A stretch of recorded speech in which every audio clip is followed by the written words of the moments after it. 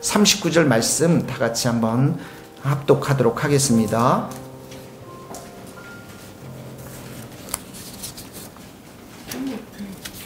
민수기 14장 39절에서부터 45절 말씀입니다.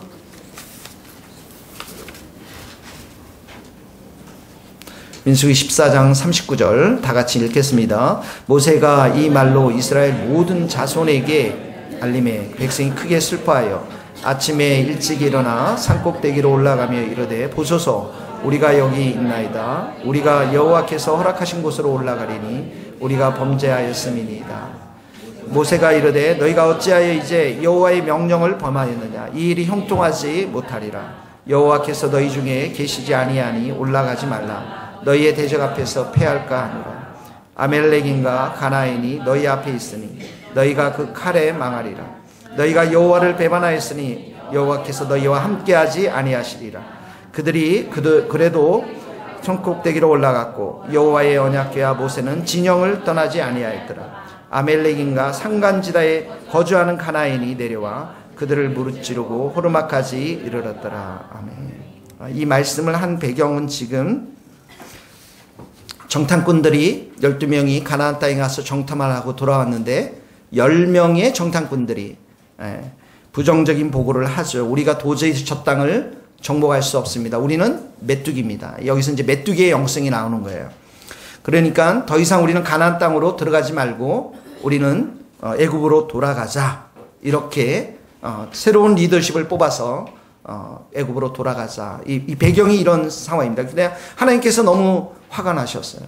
이런 정말 불순종하는 이 백성들. 여러분 이들이 애굽의 그 군사들이 다 죽는 홍해를 건너서 들어왔잖아요.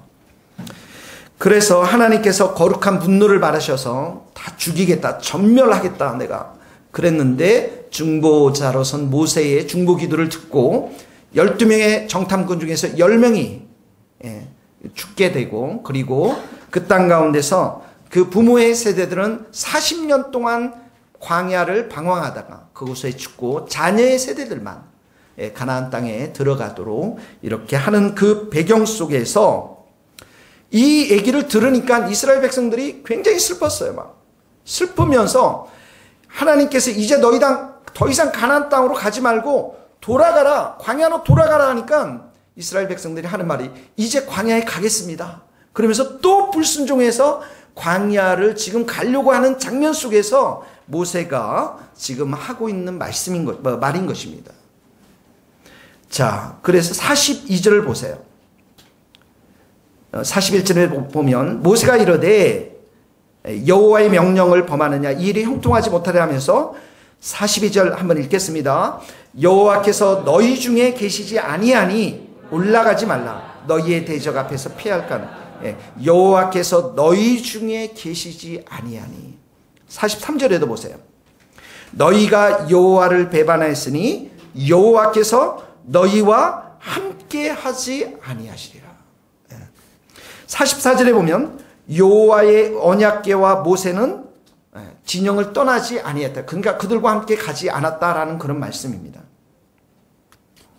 여기 너희 중에 여호와께서 계시지 않는다라는 말은 뭐냐면 이 너희라는 이 말은 아주 중심부를 말해요. 중심부. 우리로 말하면 마음이 있습니다. 마음 중심부. 공동체로 말하면 공동체의 중심부. 그 중심에 하나님이 계시지 않는다라는 거예요. 하나님이 계시지 않으니까 승리가 보장되지 못한다라는 것이죠. 언약궤가 뭡니까? 언약궤는 하나님이 그곳에 그들과 함께 임재해 계시는 그런 곳이었습니다. 그런데 이 언약궤가 이들과 함께 가지 않는다라는 건 뭐예요? 하나님이 안 계신다라는 것입니다. 여러분 이스라엘의 승리와 패배는 그들이 가지고 있는 군사력이나 경제력이나 힘이나 그들의 능력에 있지 않고 전쟁의 이 승리는 이런 인간적인 전략과 계획이 있지 않고 하나님이 그들과 함께 있느냐 그들과 함께 있지 않느냐 여기에 전쟁의 승패가 달려 있는 것입니다. 여러분도 마찬가지입니다. 내 인생을 한번 돌이켜보세요. 돌이켜보면 우리 인생 가운데 열매가 있었던 곳은 하나님이 반드시 우리와 아주 강하게 함께 하셨던 그런 시간들이었습니다. 그래서 너희가 여호와를 배반하였으니 여호와께서 너희와 함께 하지 아니하리라. 이 배반이라는 단어는 뭐냐면 여호와의 하나님의 곁을 따라가다, 뒤를 따라가다가 돌아서 애굽 땅으로 돌아간다라는 그런 의미를 가지고 있습니다.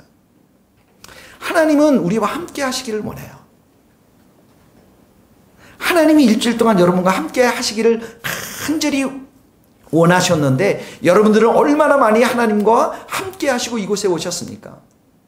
예수님의 이름이 뭡니까? 임마누엘이라 번역한즉 하나님이 우리와 함께 계시다. 하나님은 여러분이 신음할 때도 함께 계시고요.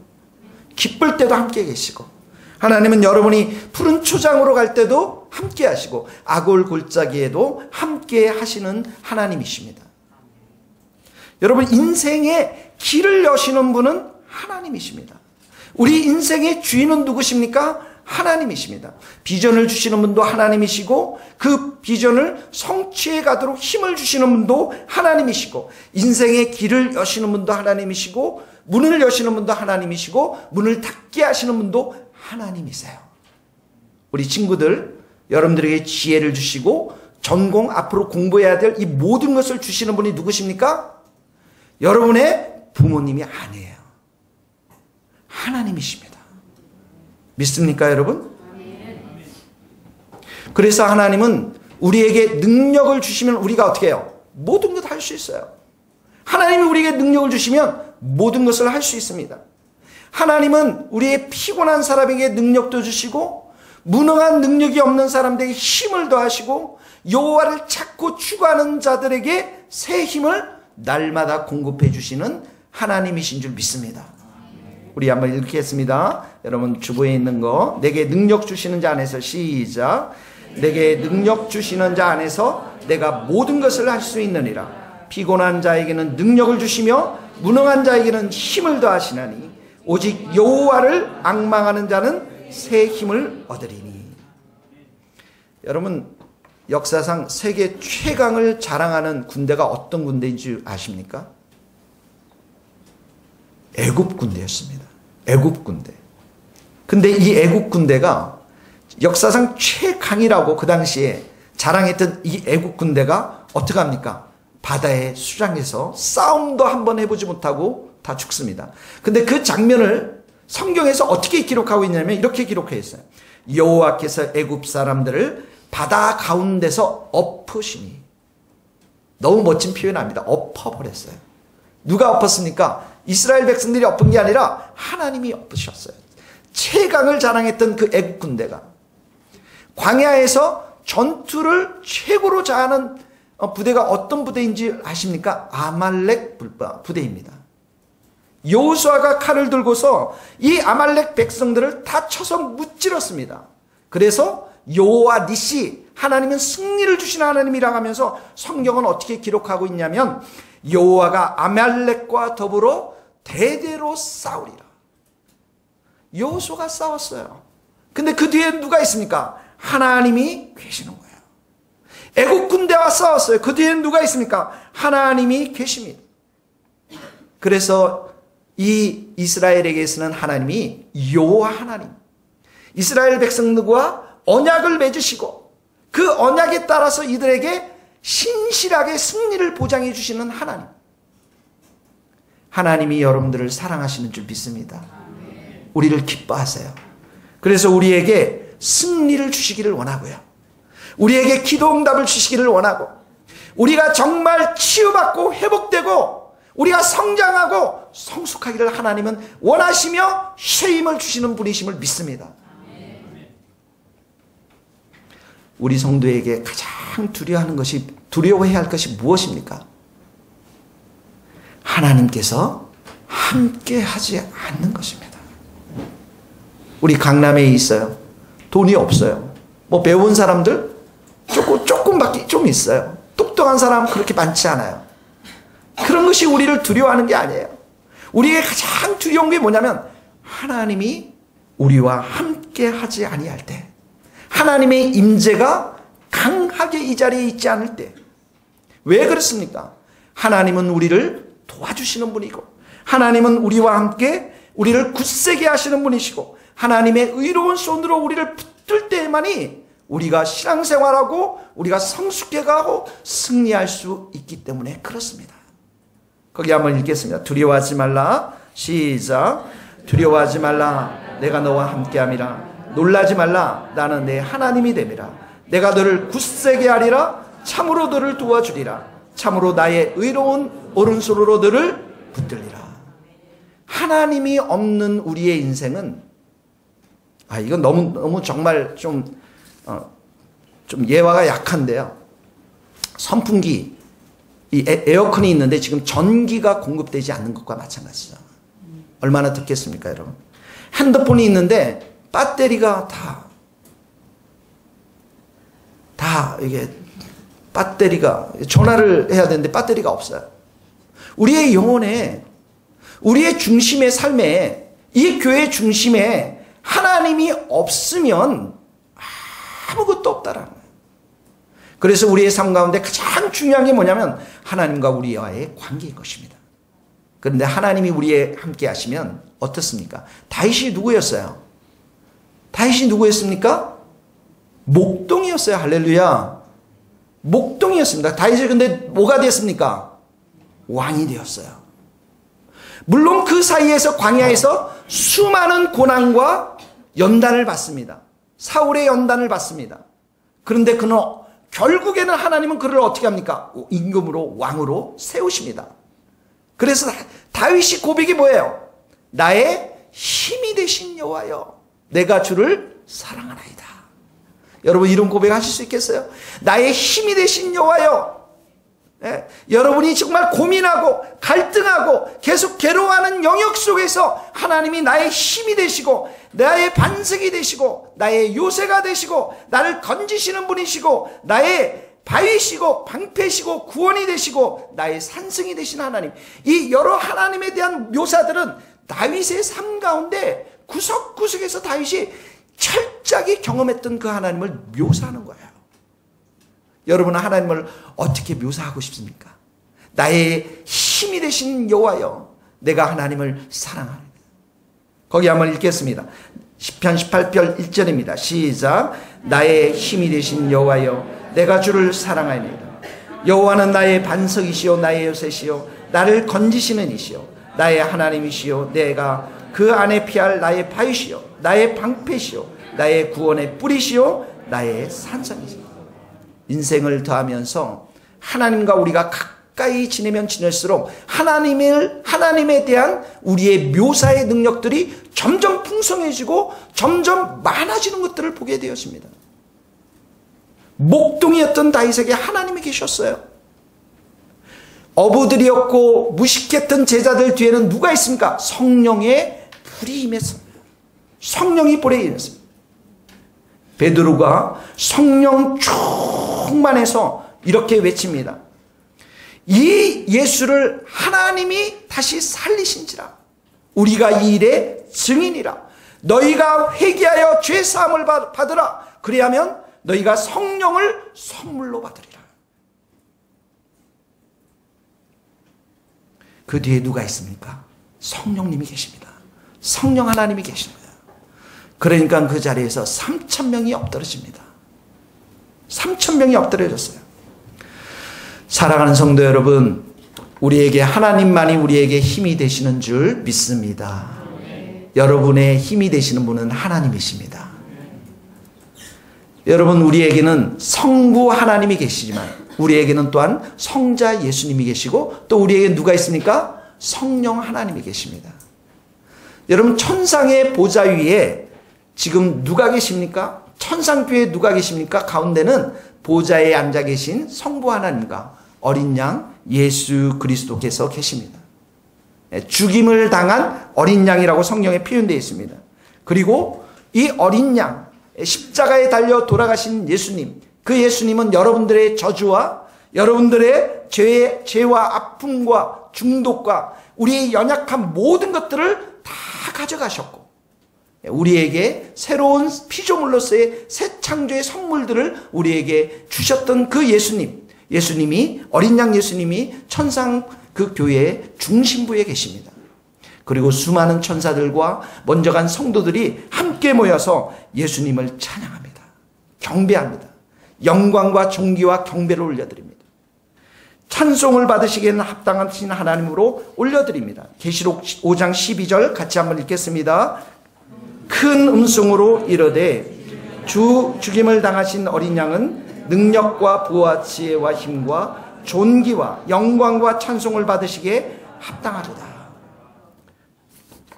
성도들은 이 땅에 살면서 우리의 중심에 예수님의 이름을 높이는 자들이고, 우리가 죽어서 천국에 가서 우리가 해야 할 영원한 것은 뭐냐면 이 어린 양 예수 그리스도의 이름을 높여드리며 찬양하며 경배드리는 것입니다. 그래서 이 말씀들은 여러분들에게 질문하고 있어요. 이 땅에 살면서 우리의 삶 가운데 여러분의 마음의 중심에 예수님이 계십니까? 여러분과 예수님과의 관계는 어떻습니까? 여러분의 가정 속에 예수님이 계시나요? 여러분의 학교 속에 예수님이 계시나요? 여러분의 일터 속에 예수님이 계시나요? 우리 교회 가운데 예수님이 계시나요? 예수님을 모시고 살면 살수록 우리는 어떻게 합니까? 겸손한 사람이 되는 거죠. 하나님은 교만한 자를 물리치시고 겸손한 자에게 무엇을 주십니까? 은혜를 주세요. 저는 우리 성도들이 모든 설교에 다 은혜 받을 수 있기를 예수님의 이름으로 축복합니다. 물론 저의 설교의 은혜를 받으시기를 간절히 저 기도합니다. 오늘 아침에도 권사님이 목사님, 그 말 하면 안 될 것 같아요. 우리가 겸손하면 은혜 받습니다. 내가 목사님들 설교에 은혜를 못 받는다. 내가 겸손한 사람인가 질문해 보세요. 질문해 보십시오. 우리의 삶은 예수님 위에 든든히 서 있어야 합니다. 예수님을 떠나면 우리는 아무것도 할 수가 없습니다. 예수님 위에 서야만, 예수님 안에 거해야만 예수님으로부터 은혜와 사랑을 우리가 충만히 받아서 다른 사람을 사랑할 수가 있는 것입니다. 그래서 요즘 제자 훈련을 많이 제가 생각하면서 몇 가지 키워드를 생각하고 있는데요. 그 중에 하나가 말씀, 기도, 성령인데 또 하나는 희생적 사랑입니다. 우리 여기 이제 엑츠 친구들이도 있고 우리 귀한 친구들이 있어요. 우리 혁준이 형제도 있고 지민이 형제도 있고 은별이 자매도 다 있는데 이들의 가장 공통적 관심사나 하나는 뭐냐면 빨리 결혼하는 겁니다. 우리가 이 친구들 얼굴만 봐도 다 알아요. 그렇지 않습니까? 그런데 이 말을 하면 결혼한 분들은 굉장한 그래 근데 나도 그랬어, 그런 식의 어떤 웃음을 이렇게 보이는 경우가 있죠. 여러분, 결혼이라는 것 자체가, 결혼을 하고 나면 우리가 함께 헌신해야 될 사랑이 있는 거예요. 희생적인 사랑이 필요한 거예요. 그런데 이 결혼 생활 속에서 내가 희생적인 사랑을 보이지 못하면 상대방의 멱살을 잡고서 사랑 달라고 계속 비판하고 비관하고 판단하는 게 결혼 생활이죠. 그런데 기억하십시오. 우리들 안에는 이런 사랑이 나올 수가 없어요. 없습니다. 잠깐 아웃백에서 맛있는 거 사주면 그때 한 5초 정도는 사랑할 수 있어요. 그 다음에 없어요, 여러분. 나올래야 나올 수가 없습니다. 그 사랑은 누구로부터 나옵니까? 예수님으로부터 나오는 거예요. 그래서 내가 예수님 앞에서 말씀과 기도와 성령 안에서 충만히 거할 때 예수님은 우리에게 언제든지 은혜를 부으시고 사랑을 부어주시기 때문에 그 파트너에 대해서 사랑하며 섬기며 희생적인 사랑을 할 수가 있는 것입니다. 이럴 때 그 못다한 부부의 그 사랑과 가족들이 아름답게 세워져 가는 것입니다. 사랑하는 성도 여러분, 여러분 이 교회에서 다른 영혼들을 많이 사랑해 줄 수 있기를 예수님의 이름으로 축복합니다. 그러기 위해서는 말씀과 기도와 찬양의 삶을 이 교회에서는 해나가야 합니다. 마귀는 계속해서 여러분 자신에게만 초점을 맞추게 합니다. 여러분 자신에게 초점을 맞추게 하고 마귀는 절대적으로 예수님을 바라보게 하지 못합니다. 우리는 신약의 시대에 살고 있어요. 복음의 시대에 살고 있어요. 예수님이 이 땅 가운데 가져오신 게 무엇입니까? 은혜인 것입니다. 예수님은 우리에게 은혜를 주세요. 힘을 주세요. 능력을 주세요. 우리에게 새 생명을 정말 충만히 부어주셔서 우리가 예수님의 사랑과 은혜로 다른 사람들을 섬기며 사랑할 수 있기를 간절히 바라는 것이죠. 이 복음의 비밀, 은혜의 비밀을 깨달은 자가 누굽니까? 바울이에요. 그래서 이 복음, 예수님 안에 있는 이 은혜의 복음을 내가 증가하기 위해서는 이걸 증언하는 일에는 자신의 생명을 다 바치겠다라고 고백한 사람이 이 바울입니다. 거기 한번 사도행전 20장 24절 같이 읽겠습니다. 시작. 내가 달려갈 길과 주 예수께 받은 사명 곧 하나님의 은혜의 복음을 증언하는 일을 마치는 일은 나의 생명조차 조금도 귀한 것으로 여기지 않아. 예수님밖에 소망이 없어요. 사랑하는 성도 여러분, 여러분 예수님으로부터 많은 사랑과 은혜를 받으십시오. 예수님이 사랑하세요. 여러분들 한 주간 동안 어떤 일이 있든지 간 예수님이 사랑하시고 여러분들 축복하세요. 은혜를 부어주십니다. 그 은혜와 사랑을 믿고 지금 내가 사랑해야 될 사람들을 사랑하고 축복할 수 있기를 바랍니다. 우리에게는 하나님과의 성부 하나님과의 관계가 있고 이런 예수님과의 관계도 있지만 우리에게는 또 성령 하나님과의 관계가 있습니다. 불신자들은 하나님에 대해서 지식에 알면 알수록 하나님을 싫어합니다. 거듭난 성도들에게는 이 십자가의 희생을 통해 보여준 하나님의 선하심, 하나님의 사랑, 우리를 용서하시는 하나님의 그 큰 사랑과 선한 성품들을 우리에게 알면서 주님을 향한 더욱 뜨거운 사랑들이 불붙는 자들이 바로 성도들인데 이때 주님을 향한 우리의 사랑을 더욱더 불붙게 하시는 분이 누구냐면 성령 하나님이십니다. 여러분 너희들 석탄이라는 거 아니? 그런 게 있었어 옛날에. 석탄 이렇게 불 때서 그 석탄이라는 게 그런 게 있었다니까. 너희들은 지금 시대 때 얼마나 행복하고 좋은 시대 때 사는지 모르지. 너희들이 옛날에는 초등학교 때 우리가 나무 뗐거든. 나무. 초등학교 때 나무 난로가 무슨 말인지 아니? 장작이라는 게 무슨 말인지 알아. 그런 거 학교 이렇게 가져가고 그래서 장작을 뗐는데 사실 그때 이렇게 석탄 같은 거 잘 안 붙어요. 그럴 때 어떡합니까?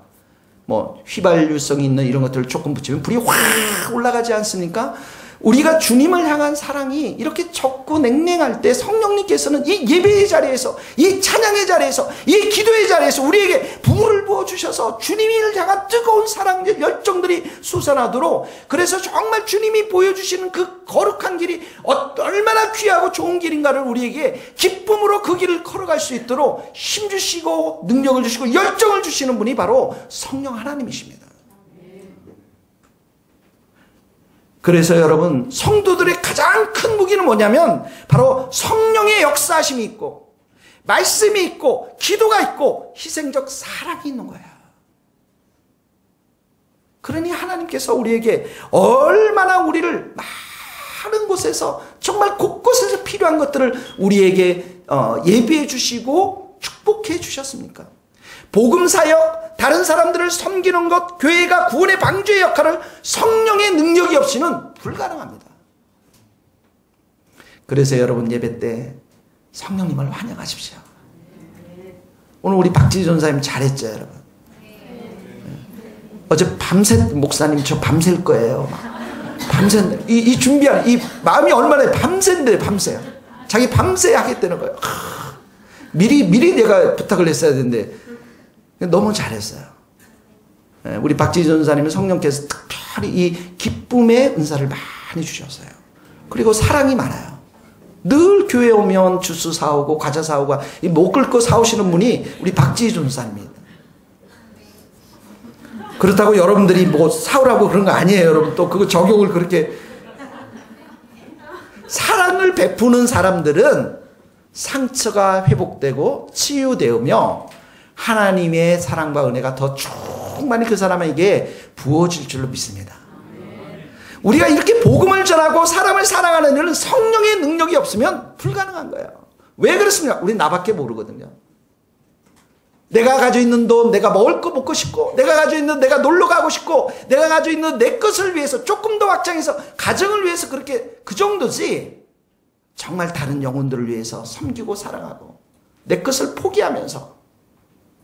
그러나 성령이 임하면 그런 사람들로 다 변화될 줄로 믿습니다. 거기 한번 읽어봅시다. 로마서 15장 18절 그리스도께서 시작. 그리스도께서 이방인들을 순종하기 위하여 나를 통하여 역사하신 것 외에는 내가 감히 말하지 아니하노라. 그 일은 말과 행위로 표적과 기사의 능력으로 성령의 능력으로 이루어졌으며 그리하여 내가 예루살렘으로부터 두루 행하여 일루리공까지 그리스도의 복음을 편만하게 전하라. 성령의 능력입니다. 성령의 능력은 어떻게 해요? 기도할 때 우리 가운데 나타나는 거예요. 그래서 여러분 기도할 때 성령의 역사가 나타나서 그 기도를 통해서 어떻게 해요? 죄를 죽여버려요. 여러분들이 지금 하고 있는 여러 가지 부정적인 생각, 사람만 만나면 늘 상처받는 생각, 상처 주는 그런 말들, 기도하면 성령이 임하여서 그걸 죽여버린다니까요. 그래서 축복하는 말이 나오는 거예요. 사랑하는 말이 나오는 거예요. 사랑합니다. 축복합니다. 이거 함부로 안 나와요.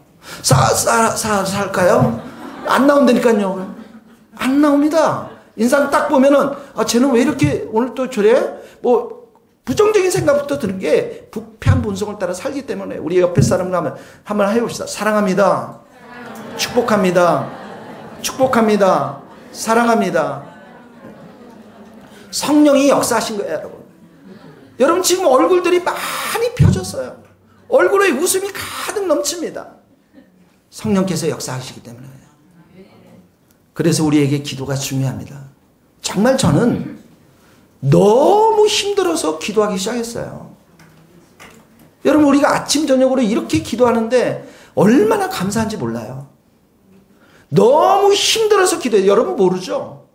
제가 이렇게 힘든 거는 나 안 했을 거예요. 절대 안 했을 거예요. 그 좋은 교회 놔두고 왜 했겠어요? 몰랐으니까 하는 거예요. 몰랐으니까. 2번 하라. 절대 안 합니다, 나는. 하라고 하면 또 해야죠. 하나님이 또. 기도. 그래서 기도하기 시작한 거예요. 여러분, 스펄전 목사님이 이렇게 말씀했어요. 10명에게 내가 설교를 가르치기보다 단 1명에게 기도를 가르치겠습니다. 기도가 중요한 거예요. 왜 그렇습니까? 성령의 역사심을 기도를 통해서 경험하기 때문에 그렇습니다. 여러분, 우린 약해요. 우리는 다 약합니다. 우리는 부족해요. 근데 약하고 부족해서 의기소침하면 안 돼요. 마귀에게 틈을 주면 안 됩니다. 우린 주님을 매달려야 됩니다. 우리 성부 하나님을 붙잡고 살아야 돼요. 예수님을 붙잡고 살아야 돼요. 성령님을 붙잡고 살아야 됩니다. 그래야 여러분들이 이길 수 있고, 그래야 여러분들이 반드시 열매 맺는 자로 승리하게 될 줄로 믿습니다. 이스라엘 백성들이 여호와께서 너희 중에 계시지 않는다. 이 말처럼 얼마나 정말 무서운 말입니까? 두 번째 보면 40절에 보세요. 40절에 보면 아침에 일찍 일어나 산뚝 꼭대기로 올라가며 이르되 보소서 우리가 여기 있나. 우리가 여호와께서 허락하신 곳으로 올라가리니 이랬어요. 올라가리니. 지금 이 하나님께서 더 이상 올라가지 말라. 저기로 가라. 광야로 가라 했는데 이제 올라가기 때문에 완전 청개구리죠. 청국장이 아니라 죄송합니다. 올라가라 할 때는 안 올라가고 올라가지 말라 했더니 올라가고. 할렐루야. 이거 왜 이럴까요?